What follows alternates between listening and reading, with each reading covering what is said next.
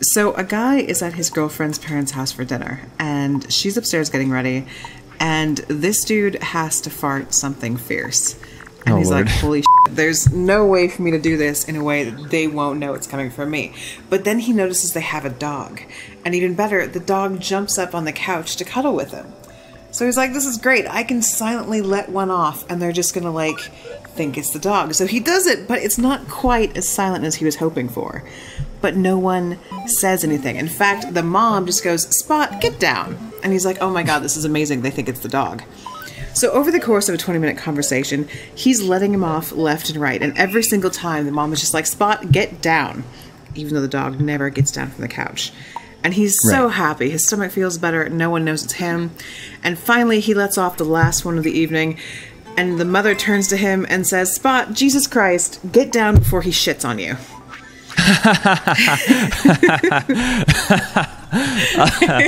That took me by surprise. Oh, welcome to the Bombadiers. We're playing Autonauts. Yeah. So while Ray was telling that very funny joke, Thank you. I was doing some stuff to make sure we're constantly I was making sure that the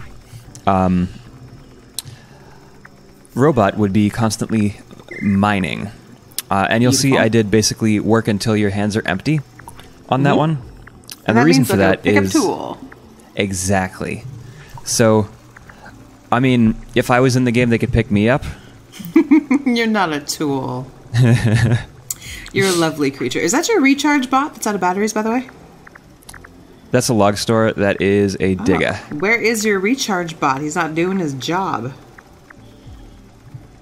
What the fuck? Where is my recharge bot? Oh no, did you lose him? We had a catastrophe. The game crashed in the middle of a recording session. Did we lose your recharge bot?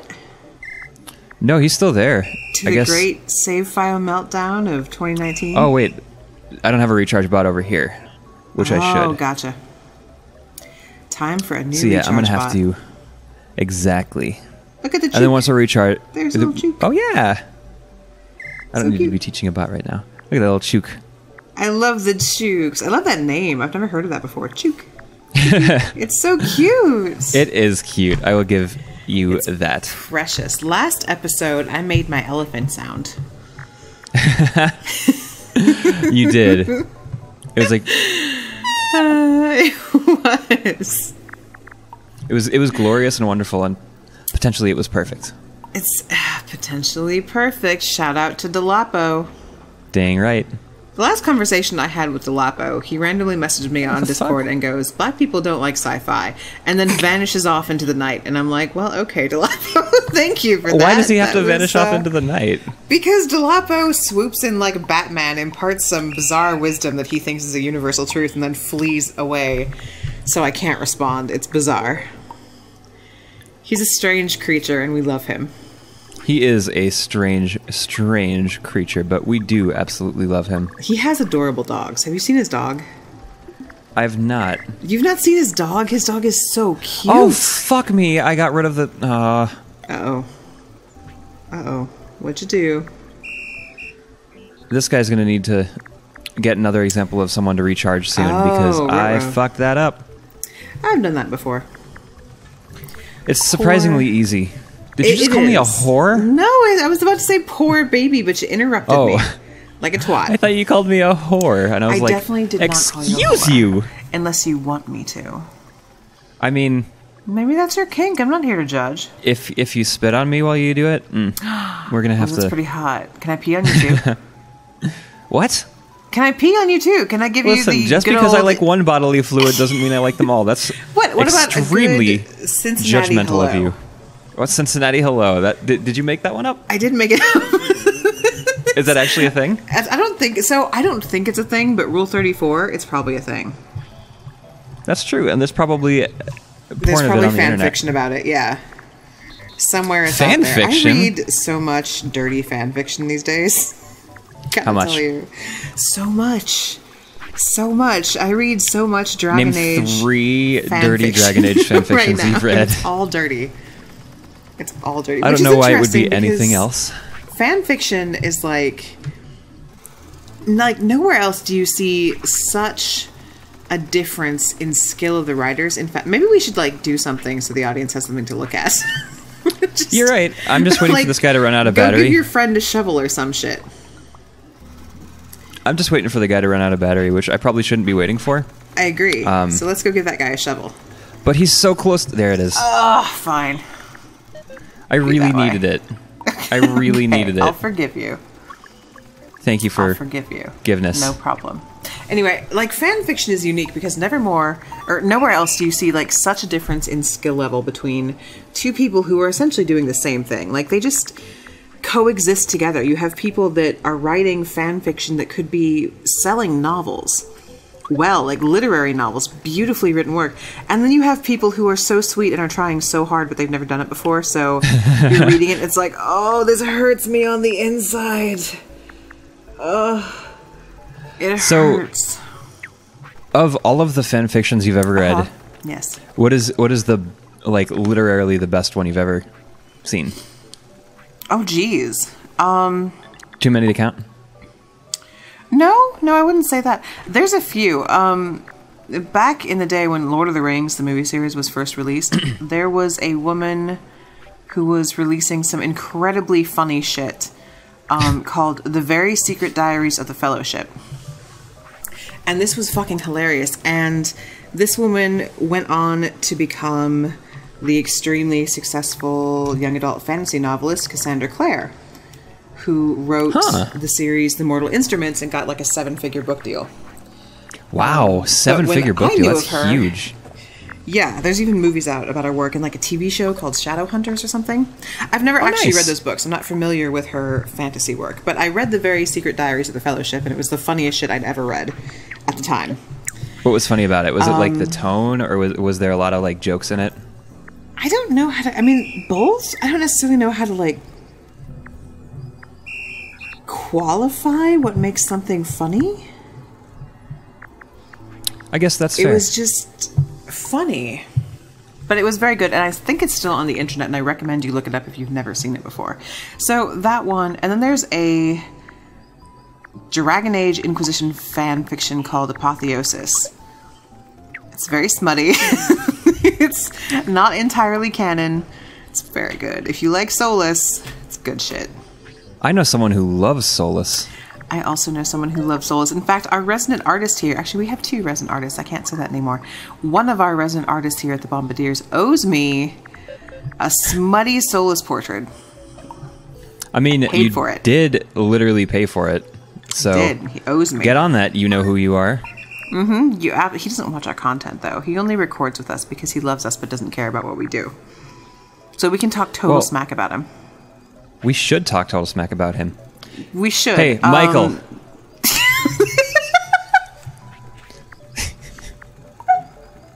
you like my smack? Way to call him out. Michael, let's name things about Michael that we like but also find irritating. For instance, I'll go first. Michael didn't give me my smutty Solas drawing. That is number 1 on the list, and there's a lot of them. Wait, why is that? I thought you said something that you like but also find irritating. Well, I wanted to be kind to our friend. For instance, Michael yells at people on the internet all the time. He actually really does. He so does. I was talking to our mutual friend Jordan, who was like, I love Michael more than anything. He's like my brother. I block him on Facebook. If you know our Michael, is probably a good idea. Yeah, what's going on over Michael here? Is... Oh, I was looking for Log Store. I've been naming my bots because someone told me to. Yay! What are their names? They're pretty creative. I have Log Storer, Plank Maker, Plank Storer, Pole Maker, and Pole Storer. That's for example what I call all of mine in my own game, actually. Really? Yeah, that's really funny. Who's Mr. Mine? Oh, Mr. Mine. That took me a second. That's quite cute. Thank you. That's quite cute. Yeah. I thought it was cute too. So Michael yells on the internet a lot. Doesn't give me smutty Solas drawings. Who's Snowless? It's Winter Solas. I think it's it's Winter Solas. Yay! And also, Michael is so fun to play with but he gets very distracted and also hyper-focused on doing something. So if he can't beat a boss, there's no, like, give it your best try a few times, take a break, and come back to it. It's like, farewell to the next 4 hours of your life. Yeah, it's... Michael, it's... If you've ever seen the Metal Gear Solid 5 playthrough... first off, don't even get me started yeah, that was on Metal Gear Solid 5. Funny? Also, it was funny? I mean, it was funny if you're not involved in it. That's more like it. I wasn't. Yeah. He also does this thing in Dark Souls where, like, instead of playing the areas that he should for his level, he's like, I see something that's like 10 levels above me. I'm going to go try to kill it. Which doesn't go well. And you'd think that most people would leave, but not our Michael. Michael wants to stay there and see if he can do it after 3 hours. He's determined, and I'll give him determination as a very determined boy. Good quality. His determination is absolutely a good quality. He's also very sweet, very loyal, very intelligent. He's probably the most beautifully spoken bombardier that we have. He has a way with words. He's very kind. He's good with birds. Are these also things that you feel are irritating? No, these are just nice things. Okay. To balance out all of the shit we're talking. He's a very good artist. I guess we do need a little bit of give and take here. It's sweet and sour. Oh, Lord. He's a very good boy. Let's shit talk Andrew now. Andrew. Who? Andrew. I don't know who that is. Hold on. Jesus. That made me choke. Hold on. I was shit talking him. Like, I don't know who the fuck you're talking about. Andrew's wife cuts his hair, which is perfectly respectable, but I feel like that's something that could be worked into an insult somehow. Like a schoolyard insult. That sounds like an "Oh Sir," the Hollywood insult simulator. Cuts your hair, right? It's a thing. And his hair looks great there. She does a great job. Cuts your hair. I've never played that game. I did with Peter, and I was like, why can't we get into the same room? And then, like, we booted up the other game, and I was like, is Caps Lock on? And he's like, oh, oops. Why did I make this bot? Remember that time that I was streaming not too long ago, and you were like, I can't hear you or the game audio, and you were preparing to walk me through some big troubleshooting issue, and you realized that you had Twitch muted? No, I don't remember that at all. I sure do. I remember that. What is this bot? Oh, that could be my toolmaker bot. I'm gonna call you X. You're a tool. Mecker. You're a towel. You're a tool. No, I'm the head of a publishing company that has millions of dollars. You're a towel. You're a towel. Maybe I should get a little high. Your tally is actually pretty good. Is it? Okay, thank you. I was going to ask. I was like, I can't tell if that's good or bad. Yeah, you don't do impressions very often. I don't. But that one was spot on. Thank you. You're very, very sweet. Well, thank you. Let me check my... Your thing needs a shovel. Oh, it needs a shovel? Give him a shove. I will. I'll go push him. No. Down the stairs. Oh no, this is giving me bad memories. When I was a child in elementary school, for absolutely no reason whatsoever, I pushed one of my friends from behind on the gravel, and she fell down and skinned her knees and ran off crying to the office, and I have no idea why I did it, and I still feel bad 30 years later. You know, I feel like being a child is not an excuse for poor behavior as much as it is, like, a way to distance oneself from, like, learning experiences, you know? Mm-hmm. So, like, when a lot of people will say things like, oh, he's a kid, it doesn't matter. Of course it matters. You got to teach him not to do shit like that. Absolutely. They don't necessarily have... So a lot of people say that children can't be malicious, and they totally can. It's just they don't, like, have the self-regulatory mechanisms to understand their emotions or, like, the shittier drives that we all feel. Yeah, exactly. And how to manage them. And like that, I still feel bad for that 30 years later, but it was incredibly instructive because the second I did it and she ran off crying, I felt horrible. Yeah. And that was like the best instruction. It was horrible, and I feel bad that it happened. I wish it didn't, but it was like the best instruction I could have had as a child. That Pain I hurt is a someone, great teacher. that felt bad. I don't want to do it again. Yeah, like, this is one of my favorite stories because it's... Oh, weeds, yay! So many pumpkins, too. Yeah, there's pumpkins and cereal and berries Look at and all mushrooms. Yeah, really, I just kind of wanted to explore a little bit, but damn, I'm finding some good shit here. And more bees and more trees and more bees. automobiles. Anyway, you were telling me a story about your childhood. Right, this is probably my favorite story to tell because it makes me look like the good guy. Oh, fantastic. I told one where I look like the bad guy and you have to come in like the hero. Totally balanced and fair. Yeah, just like Fox News. You were saying? Wait, what did I call you? You're Axe-Mecker? No, you're going to be Stone Getter. Love it. Beautiful names. Yeah. Do you have a robot building crates? I do. I like to automate the building of structures. God, I love it. Yeah, I think That's one thing automating the I've never structure building automated. thing. Yeah? So you can't really automate it fully where like it gets every resource you're ever going to need. But what you can do is you can have it like let's say you have something like a crate, which is 4 planks and 4 poles. You can have it take a plank and a pole and bring it over here and put it into the thing. Love it. Anyway, tell me your childhood story. I really want to hear it. So my sister and I had either just come back from, we were just coming back from the hospital, or we were going to the hospital, and sitting in like the middle row of the Toyota Sienna, which, if anyone knows that car, it's a little minivan, and we used to have one for the longest time. Yeah. My sister hit me on the head with a metal fork, and it hurt. And my mom was trying out a new parenting technique, as I recall, and the technique went something along the lines of, oh, my forestry charger bot is dead. That was not the technique, by the way. It went something along the lines of, she did that to you, now you have the right to do that to her. Which, not a parenting technique I would ever recommend or ever try, but my response to that taught me about myself. Because I was like, no, I don't want to do that to her, it hurt. You're a good boy. I am a good boy. You are a good boy. I love that your story is about how all, like, you understood things hurt so you intuitively didn't do it, whereas I had to, like, be a shit to learn that. Well, you learned it, though. Yeah, but I still made my friend cry. And she has, I don't think she ever knew it was me, and I still felt bad, and she cried. And I feel terrible.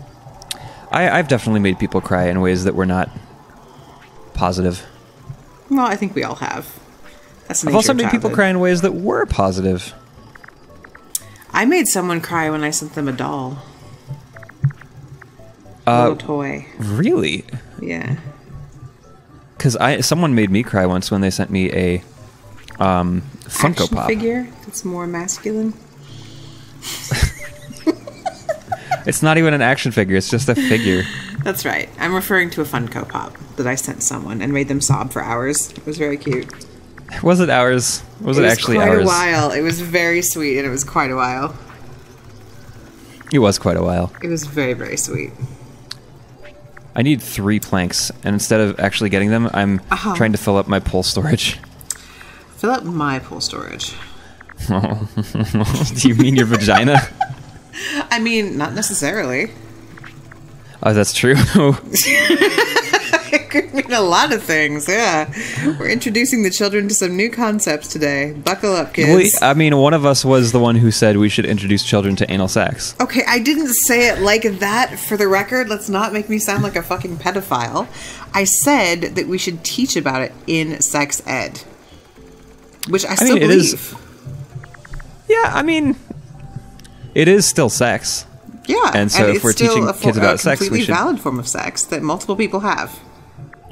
Yeah, like not me or anything, but someone who's not me. Oh yeah, totally not you. Exactly. All right, max out that area. I thought he... You know what? I'm going to not finish that train of thought. Was it about lactation? Because I don't want... What? It's it was about honest question. his distaste for anal.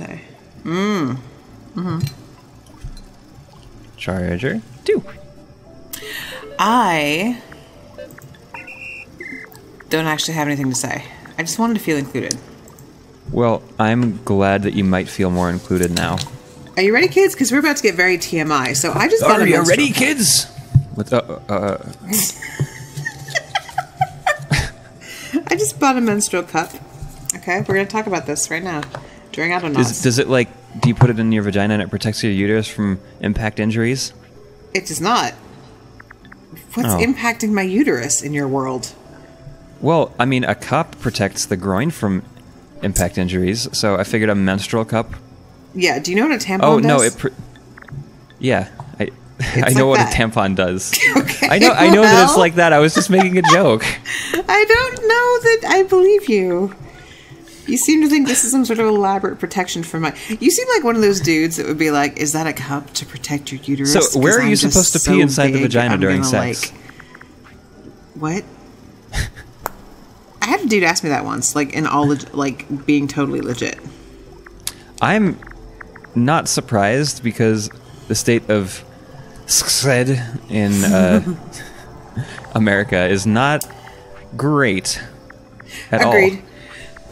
Excuse me, but also my mother, when I was younger, tried to be like very formal when she was explaining to me the birds and the bees, like when I was a very, very small child. Oh yeah, and so birds are the flappy ones and bees are the stripy ones that stink. So she used words like eggs and penis and fertilization, and that's fine. That's all technically correct. But when you're like 4 years old, it makes for some weird ideas about where babies come from. So in my head, for the longest time, I thought that there was a barn with a giant hay nest, like you always saw in cartoons for chickens. What? You know what I'm talking about? Oh yeah, like you know yeah. when you see chickens in cartoons and they're always sitting on those like nests, the perfectly round hay nests. Yes. Yes. Okay. So I thought there was a barn with one of those nests, and Mommy would go in and lay an egg, and then leave. Oh. And then Daddy would come in, and I wasn't clear on how this fertilization process worked. So it had something to do with penises. I didn't really understand penises, so I was like, so he pees on it. Okay.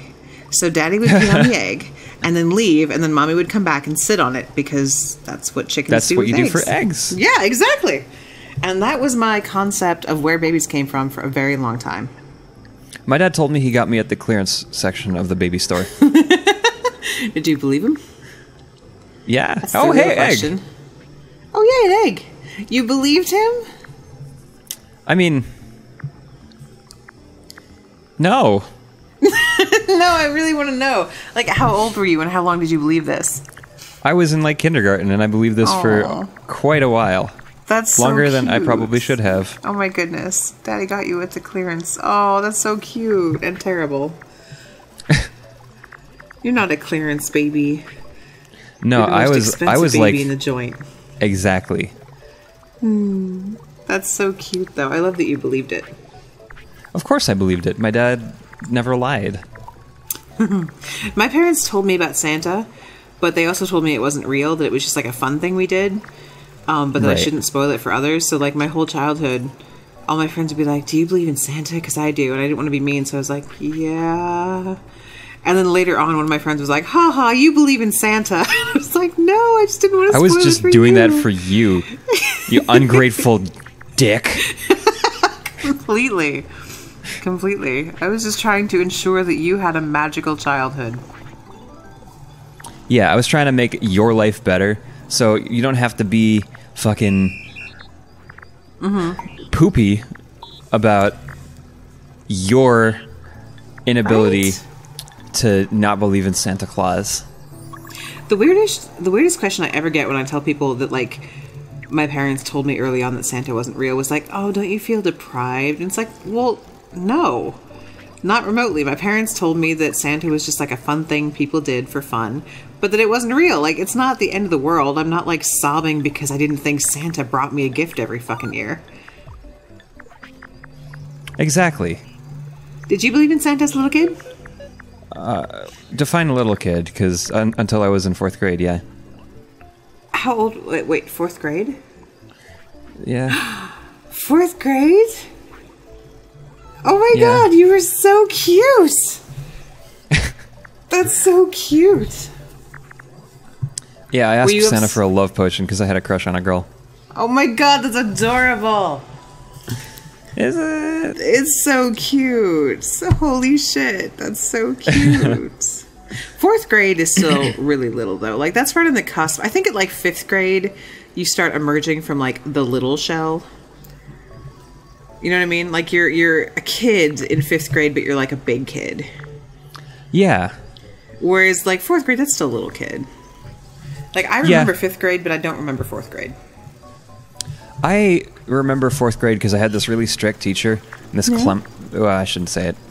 Probably not. Miss C, Miss K, whatever it was. Yeah, Miss C, and she was kind of mean to me. Oh, what a dick. Yeah. Oh, why was she mean to you? What'd she do? Not have a soul. You know, I had a teacher like that once. She was a nun. Name also started with a C, actually. Mine wasn't a nun, but...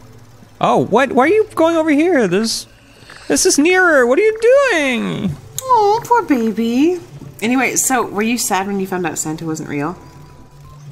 I was embarrassed more than anything else. Oh, you were Like, embarrassed? those fuckers told me this was real. How could I have believed that? It's so stupid when you look at the facts. Oh. Big bearded dude in a red velvet suit comes down your chimney. What happens in fucking modern America where people don't have chimneys? Baby. The fact that I had all this wherewithal when I was that young is actually quite impressive to me. Mm-hmm. You're very smart for 4th grader. Very, very smart. Except for the whole believing in Santa thing. I don't think that's about being smart. I think that's about being... Kidding. I'm kidding. Oh my lord. Let's cut this off here and bring this back in the next episode to give Eli more shit for believing in Santa. Thank you very much for joining us. This has been Autonauts, and we will see you next time. Bye-bye. Bye. It's so cute that you believe in Santa. Oh my goodness. Oh, stop. It's this is still B-roll. We're still recording, believe right? this is all B-roll? Well, now Okay. it's not. Well, now because it got interrupted. Should I we was start just again trying to with be... B-roll? Huh?